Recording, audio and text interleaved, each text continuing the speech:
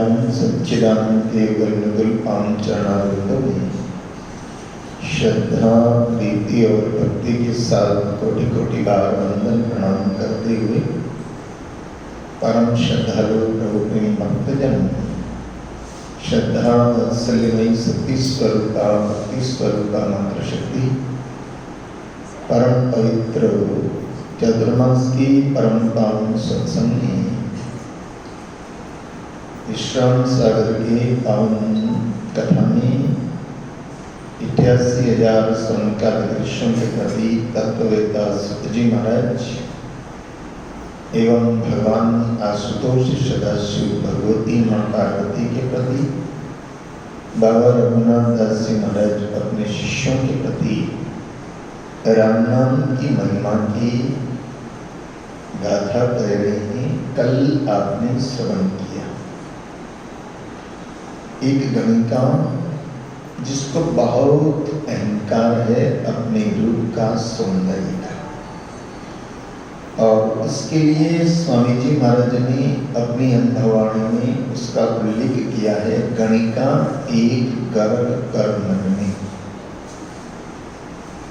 क्योंकि वो अहंकारी थी, अहंकार था उसको, इसलिए गर्ग शब्द अहंकार का होता है। गणिका एक गर्ग कर मन में और हरि की संक नहीं कछ मन,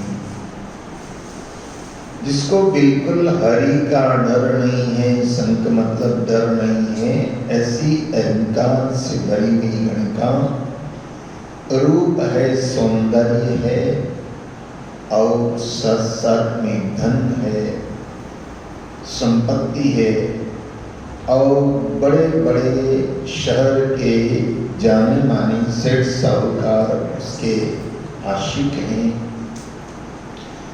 लेकिन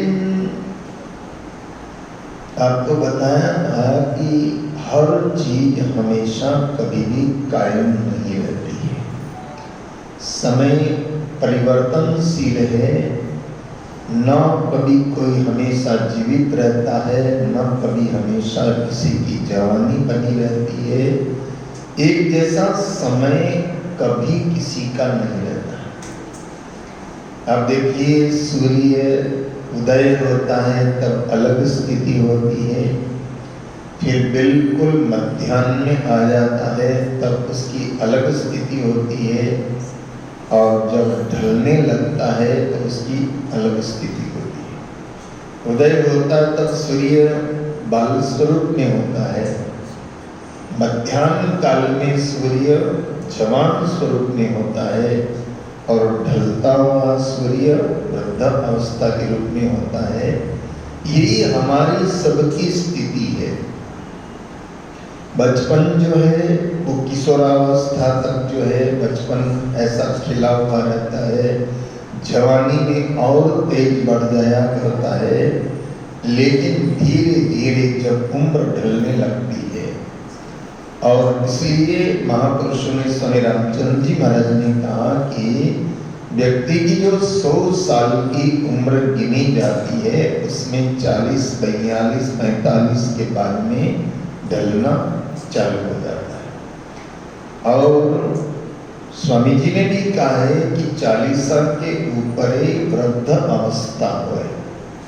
40 के ऊपर पहुंचने के बाद कौन सी अवस्था प्राप्त हो जाती है? वृद्धावस्था प्राप्त हो जाती है। और उसके बाद 40, 45, 50 का हो जाता है तो अगर भगवत का चिंतन नहीं है, ध्यान देना आपको, अगर भगवत का चिंतन नहीं है, अगर जीवन में सत्संग नहीं है, जीवन के अंदर गुरुओं का ज्ञान नहीं है, तो ऐसे व्यक्ति की चिंता बढ़ने लगती है। ध्यान देना, ऐसे व्यक्ति की चिंता बढ़ने लगती है, अकारण चिंता, बिना मतलब के चिंता बढ़ने लगती है, बिना कारण की चिंता होने लगती है। और जिसको चिंता पकड़ जाती है तो वो चित्त को ग्रासती है। चिंता चित्त को ग्रास है और निस्दिन बाड़े सोए। और वो चित्त को अगर चिंता ने पकड़ लिया तो वो निरंतर घटती नहीं है। क्या होगा?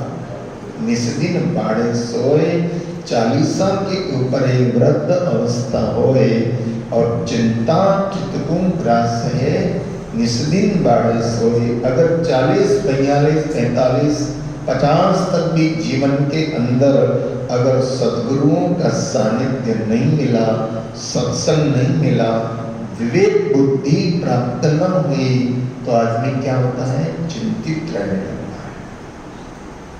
और कई लोगों को प्राप्त हो भी जाता है, लेकिन गुरुओं का ज्ञान जीवन में नहीं उतर पाता है, तो फिर वो चिंता ही चिंता में। और चिंता क्या करती है? ध्यान देना, चिता मुर्दे को जलाती है और चिंता जीते जी को जलाती है। चिता तो क्या करती है? मुर्दा होता है उसको जलाती है, लेकिन चिंता जीते जी को जलाती है। इसलिए चिंता ना करो। क्या करो? चिंता न करो।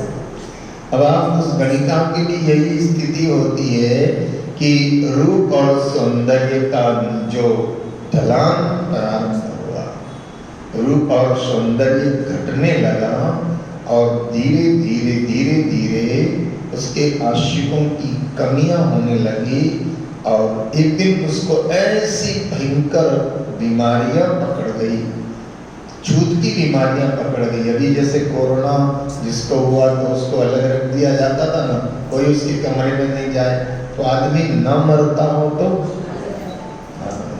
न मरता हो तो मर जाए। हॉस्पिटलों में ऐसी ऐसी पोजीशन बनी कि जो हॉस्पिटलों में भर्ती है, उन लोगों ने बताया, कई लोग जो संपर्क में रहे उन्होंने बताया कि जिस हॉस्पिटल में, जिस वार्ड में हम भर्ती है, वहाँ क्या हो रहा है, इधर खाना पिरसा जा रहा है और सामने वाले बेड पर कोई रामना हो गया। तो ऐसी छूत की बीमारी उस गणिका को भी लग गई, और छूत की बीमारी जब लगी तो राजा ने कहा कि नगर में अगर रहेगी तो ये औरों को भी बीमार करेगी, औरों को भी कुछ लग जाएगा, इसलिए इसको नगर के बाहर एक कोई पुराना मकान था, उसमें शिफ्ट कर दिया। धन कुछ बचा नहीं, थोड़ा बहुत बचा, बाकी धीरे धीरे समाप्त होता चला गया, और बीमारियों से ऐसी ग्रसित हुई, अब सोच रही है कि मेरा क्या होगा। उससे ग्रसित हुई, सोच रही है अब मेरा क्या होगा। कोई नजदीक नहीं आता है। जो लोग कहते थे तुम्हारे बिना हम रह नहीं सकते, वो कोई नजदीक नहीं आता है, सारे दूर हो गए। और इसलिए स्वामी रामचंद्र जी महाराज ने अपनी अनुभववाणी में उद्बोधन दिया है, संसार से बड़ा कोई स्वार्थी नहीं, संसार से बड़ा कोई स्वार्थी नहीं है, और सद्गुरु और परमात्मा से बड़ा कोई परमार्थी नहीं। संसार से बड़ा कोई स्वार्थी नहीं है, और संत सद्गुरु परमात्मा से बढ़कर के और कोई परमार्थी नहीं है। और ये जग स्वार्थी रे रामा, रामचंद्र जी महाराज का बड़ा प्यारा भजन है, ये जग स्वार्थी रे रामा, बिन स्वार्थ कोई। और ठग मुसने परधन घर लाए। आदमी, एक व्यक्ति मेहनत करता है ना, कैसे करता है, किसी को छल करता है, कपट करता है, ठग मुसने परधन घर लावे, और सब घर का मिल खावे। ठग मुसने परधन घर लावे, और सब घर का मिल खावे, और जब कर गोड़ा थाकन लागे, जब कर गोड़ा थाकन लागे, तब बाहिर छिपटा।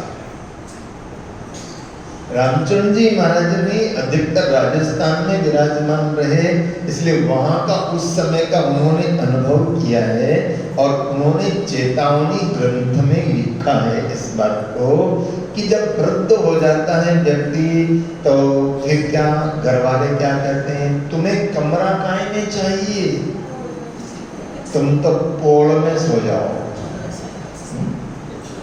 घर का बड़े बड़े दरवाजे कोड में अच्छी जगह, और उसके अंदर उनका खटिया। और उस बात को चिंतामणि ग्रंथ में महाराज श्री ने बताया है कि खटोली पोड़ में दीनी, इसकी खटिया कहाँ बिछा दी? पोड़ के अंदर बिछा दी। बस अब वहां वो पड़ा रहता है, पड़ा रहे, आते जाते को लोगों को देखता रहता है, अपना दुख दर्द व्यक्त करता रहता है। लेकिन जब कि सब घर का मिल खावे और जब कर गोड़ा ढाकन लागे तो बाहिर छिटकावे और मरती बिरिया भय उपजावे। अब कोई आदमी अपनी बीमारी के कारण बिस्तर पर पड़ा हुआ है तो उसके पास जाकर के देखो, तबीयत पूछने की भी एक परंपरा है। ध्यान देना, किसी के पास आप ध्यान देना, कम से कम आप सत्संगी हो तो सत्संगी तो सत्संग के अनुसार जीना। किसी की तबीयत पूछने जाओ तो कैसे पूछना चाहिए? कई लोग तो क्या कहते हैं, अरे तुमको ये बीमारी हो गई, हमारे पड़ोसी को भी हो गई थी, बेचारा चौथे दिन तो। अब वो बेचारा नहीं मरता होगा तो भी डर जाएगा ना कि ये क्या कह रहा है। तबीयत पूछने की भी शास्त्र में प्रमाण है। यजुर्वेद में इस बात की चर्चा है कि किसी भी मरीज की तबीयत पूछने जाओ तो कैसे तबीयत पूछना चाहिए। ऐसे नहीं कि तुमको ये बीमारी हो गई, हमारे पड़ोसी को भी हो गई थी, चौथे दिन तो बेचारा। ये दुनिया का स्वभाव है, मरती बिरिया भय उपजावे और मरो मरो सब बाके। मरती बिरिया भय उपजावे, मरो मरो सब भाके और प्राण पंखेरु उड़ जब जावे तो घड़ी पलट नहीं आके। प्राण पंखेरु उड़ जब जावे तो घड़ी पलट, जब मृत्यु हो जाती है तो लोग क्या कहते हैं, भैया मट्टी खराब हो जाएगी, जितना जल्दी हो उतना पहुंचाओ, शमशान पहुंचाओ। ध्यान देना, यही संसार का रिश्ता है। तो उस गणिका के साथ भी ऐसा ही हुआ, उसको बाहर पटक दिया, कोई उसके पास नहीं आता, मरती बिरिया भय पहुंचावे। तो जब मान लो किसी की तबीयत पूछने जाओ तो कम से कम कितना याद रखना, कोई कितना ही गंभीर बीमारियों से ग्रसित हो, उसको ऐसा नहीं कहना कि तुम्हें ऐसा हो जाएगा। उसको ये हिम्मत दिलाना, वो देखो जीता नहीं, 10 दिन जीता होगा तो 20 दिन 25 दिन और जिंदा रहेगा। उसको हिम्मत दिलाना चाहिए कि घबराओ मत, भगवान सब, हिम्मत देना चाहिए। अरे हो जाता है, बीमारी आ जाती है, कोई ऐसा भयभीत, तो कभी भी मरीज को हिम्मत दिलाने का काम करना चाहिए, मरीज को भयभीत नहीं करना चाहिए। मरीज को हिम्मत दिलाने का काम करना चाहिए, मरीज को भयभीत नहीं करना चाहिए। लेकिन दुनिया का स्वभाव तो भयभीत करने का ही रहा। तो वो गणिका वहां पड़ी हुई और अपनी स्थिति ऐसी, और उधर से कोई संत महापुरुष का निकलना हुआ, और जैसे ही संत वहां से निकले, वो अपने उस खंडर से मकान में बैठी हुई, वो गणिका उस संत को देख करके कहती है कि एक तो भगवान पतित पावन है, एक गंगा मैया पतित पावन है, और एक आप संत जन पतित पावन। और इसलिए महाराज हम तो पतित हैं, बात निश्चित, हम पतित हैं, लेकिन आप पतितों को भी पावन करने वाले। और ध्यान देना, जैसे भगवान सबको स्वीकार करते हैं, जैसे गंगा मैया सबको स्वीकार करती है, ऐसे संत और सद्गुरु भी सबको स्वीकार करते हैं। सबको कहीं न कहीं कुछ न कुछ रास्ता बता देते हैं, उनके पास जो पहुंचता है। तो गणिका ने महात्मा से कहा, महात्मन मेरी कल्याण का कोई उपाय बता देगा। और संत ने सुना।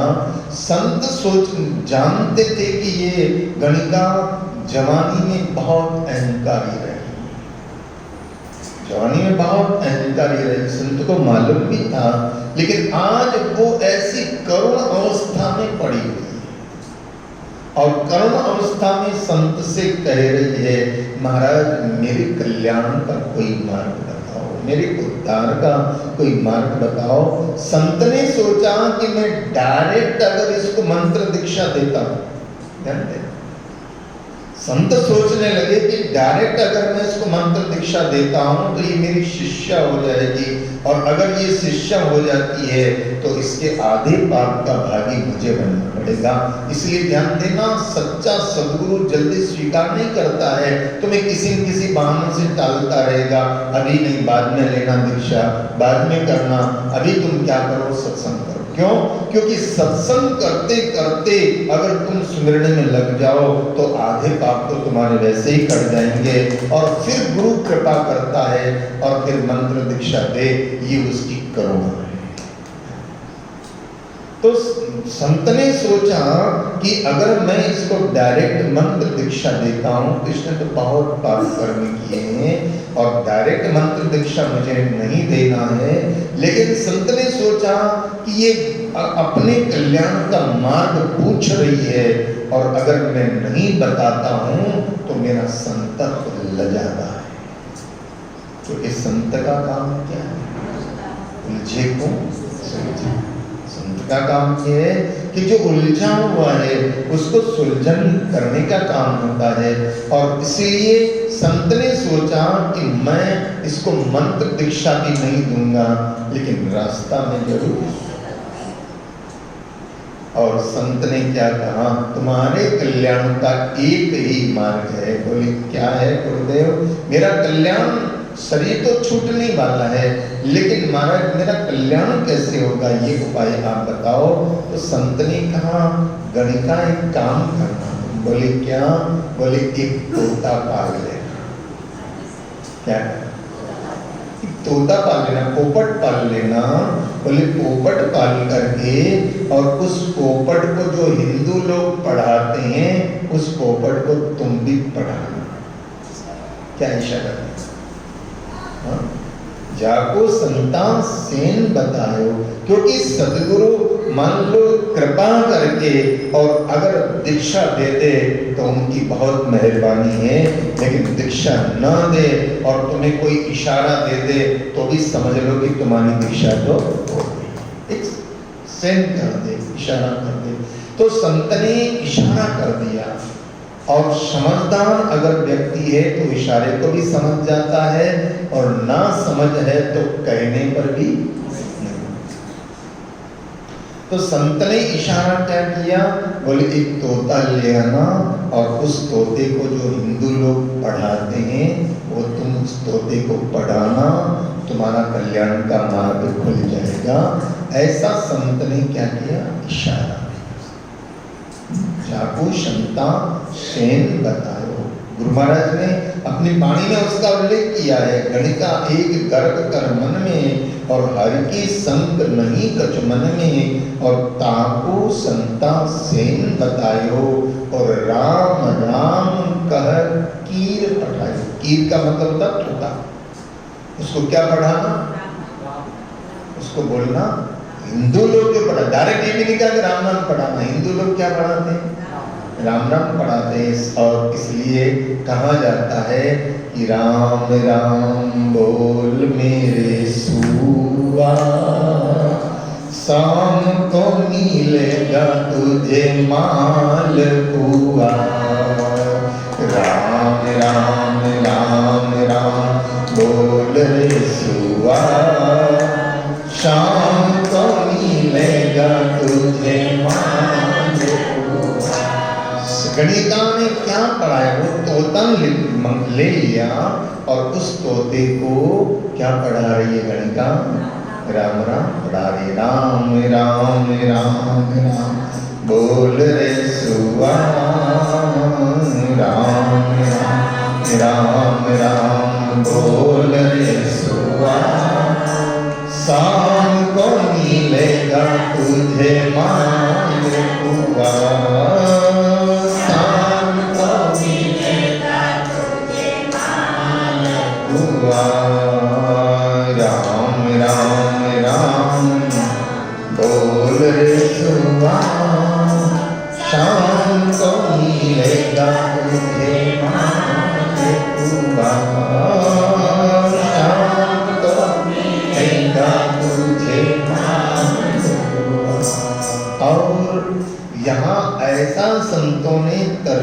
ये बताइए कि किसी भी बहाने क्या आ जाए, राम नाम आ जाए। राम नाम खांड खीर, ऐसा बड़े प्यारे सूत्र आते हैं। राम नाम खीर खांड घोड़ घोड़ पी, राम नाम खीर खांड घोड़ घोड़ पी, और कृष्ण नाम मालपुआ तो सबड़ सबड़ के पी। तो ऐसा संतों ने, महापुरुषों ने जो सूत्र दिया, संतों ने डायरेक्ट तो नहीं कहा, लेकिन संतों ने क्या कर दिया, और जो गणिका ने, संत ने इशारा किया, वो गणिका ने वही किया, तोता मंगा लिया और उसको पढ़ाने लगी। हे राम राम राम राम बोल रे सुहाना, शाम को मिलेगा तुझे मालपुआ। राम राम राम राम बोल रे सुहाना, शाम को मिलेगा तुझे। और इसी बहाने उस तोते को पढ़ाने में गणिका के मुख से भी क्या निकल रहा है, और ऐसा नाम प्रभु का गणिका की जुबान पर जब बार बार आने लगा, और जब जबान पर राम नाम आने लगा, तो सुवा पढ़ावत विषया हुई। रामचंद्र जी महाराज ने उस गणिका का अपनी वाणी में उल्लेख किया है कि उस तोते को राम राम पढ़ाते पढ़ाते उसका ध्यान किधर गया, राम नाम में गया, और राम नाम में ध्यान गया तो विषय वासनाओं को वो से कैसे भी भगवत नाम का स्मरण हो जाए। जो करते रहोगे भजन धीरे धीरे, तो मिल जाएगा सजन धीरे धीरे। करते रहोगे भजन धीरे धीरे, भजन धीरे धीरे, तो मिल जाएगा राम धीरे धीरे, तो मिल जाएगा राम धीरे धीरे। करते रहोगे भजन धीरे धीरे, करते रहोगे भजन धीरे धीरे, तो मिल जाएगा राम धीरे धीरे, तो मिल जाएगा राम धीरे धीरे। कोई काम दुनिया में मुश्किल नहीं है, कोई काम दुनिया में मुश्किल नहीं है, मुश्किल नहीं है। करते रहोगे यत्न धीरे धीरे, करते रहोगे यत्न धीरे धीरे, करते रहोगे भजन धीरे धीरे, करते रहोगे भजन धीरे धीरे, तो मिल जाएगा राम धीरे धीरे, तो मिल जाएगा राम धीरे धीरे। आंसू बहाते हो दुनिया की चाहत में, आंसू बहाते हो दुनिया की चाहत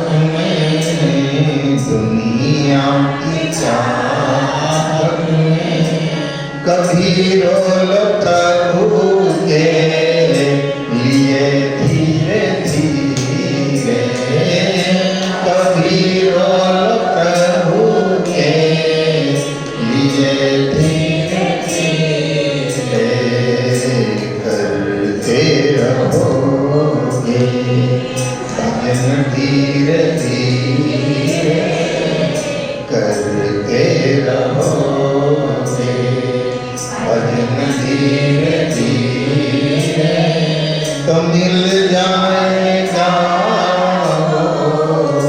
राम धीरे धीरे, तो मिल जाएगा राम धीरे धीरे।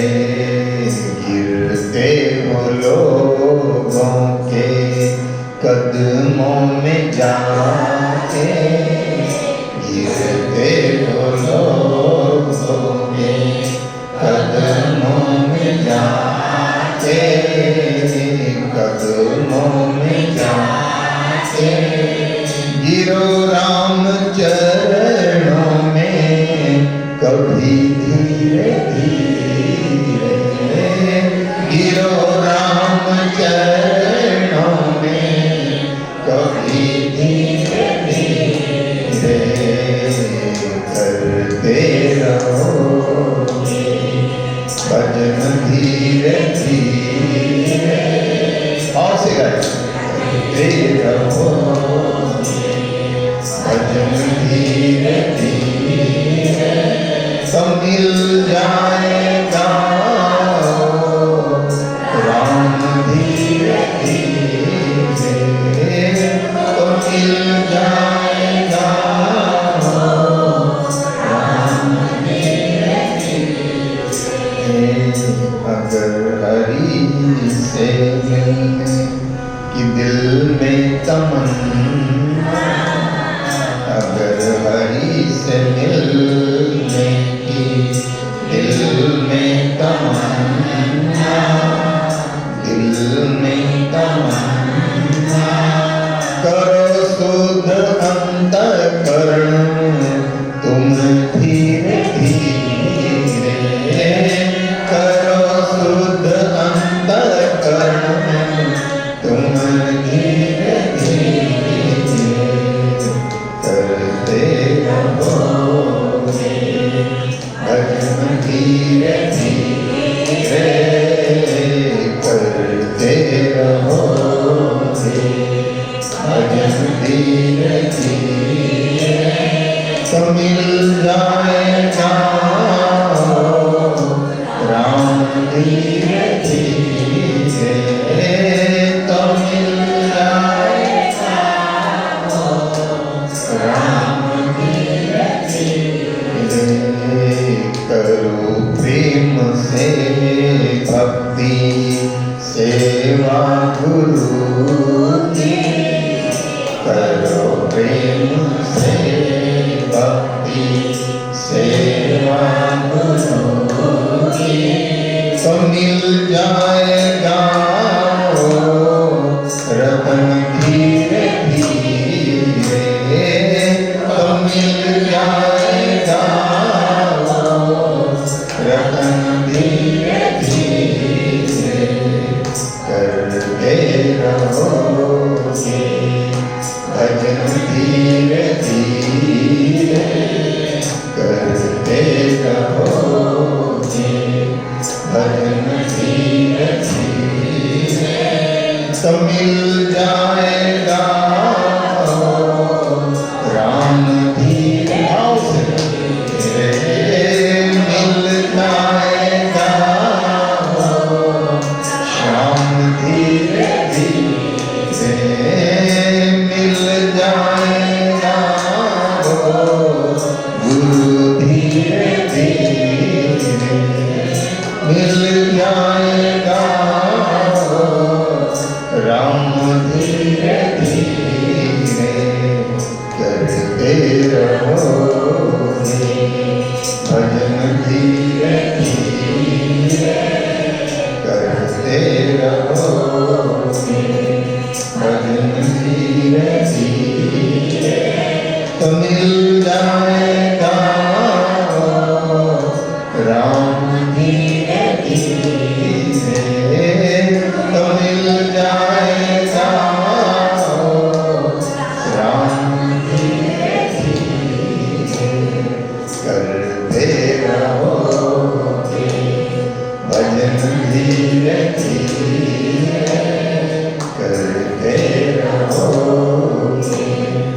सजन धीरे धीरे तो मिल जाएगा राम धीरे धीरे तो मिल जाएगा राम धीरे धीरे। और स्वामी जी महाराज ने अपनी अनुभवाणी में कहा है, स्वा पढ़ावत विषया। उस तोते को पढ़ाते पढ़ाते गणिका का विषय वासनाओं से, संसार से मन हट गया और किधर मन लग गया? और राम में मन लग गया।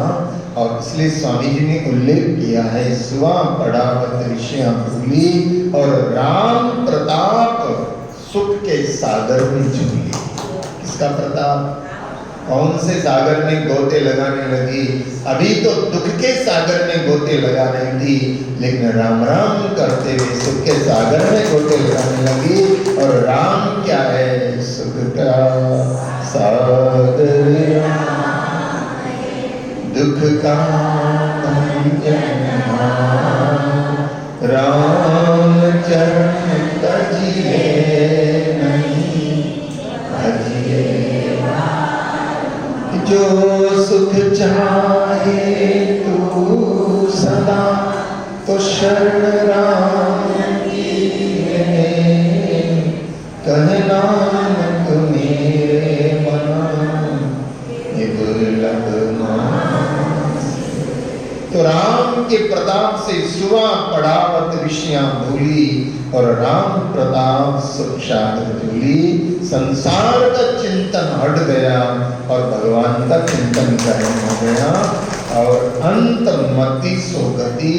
और सुमिरन में आपको फिर कह देता हूं, कितने हमसे पाप हुए हैं, हो सकते हैं, किससे नहीं होते, सबसे हो जाते हैं, लेकिन राम नाम जो है उस सारे पापों को जलाने के लिए आ गए और पापों को जला करके वो खाक कर देता है। राम नाम का स्मरण करते करते, तोते को पढ़ाते पढ़ाते भगवत चिंतन गहन हो गया। और अब तो है मेरे नाथ, मैं तुम्हें कभी बार बार स्वामी जी का, राम सुंदर जी महाराज का बड़ा प्यारा सूत्र है कि बार बार दोहराते रहो, ए मेरे नाथ, मैं सबको भूल जाऊं लेकिन तुझे भूल, तुझे और यही गहनता में अंत समय आ गया और सारे पाप जल करके भस्म हो गए। और अंत समय जब प्राण छूटा तो भगवान के पार्षद आ गए विमान लेकर के और भगवत धाम की वो अधिकारी। अब आप देखिए कि कितना गर्व था, कितना पाप था, लेकिन संत का एक इशारा और उस इशारे के अनुसार वो लग गई सुमिरन के अंदर, तो गणिका का बेड़ा हो गया। तो ऐसा भगवान शंकर कहते हैं। और ऐसी गणिका का उल्लेख बाबा गोस्वामी जी ने भी किया है कि नाम जपत मंगल दशी दिशा, गणिका गज ग्राहक उतारा, ऐसा कथा में आता है। तो ऐसी गणिका का उद्धार भी इस राम नाम के प्रभाव से हुआ। भले ही वो उसके पूर्व के कर्म पाप के रहे होंगे, लेकिन अंत समय में सूए को, तोते को पढ़ाते पढ़ाते ही विषयों को भूल करके और भगवत नाम में इतनी गहनता हो गई कि नाम के अलावा कुछ दिखाई नहीं देता। और राम प्रताप सुख सागर झूली। राम के प्रताप से, भगवत नाम के प्रताप से सुख सागर के अंदर वो निवास करती है। ऐसा ही भगवत नाम का प्रताप है। आगे भगवान शंकर और कौन सी कथा श्रवण कराते हैं, गजराज की कथा को और सुनाएंगे और अजामिल की कथा को सुनाएंगे। जैसे भी पावन सत्संग है, कल के सत्संग में आपके समक्ष रखने का प्रयास करेंगे। आज के सत्संग का समय पूर्ण हुआ।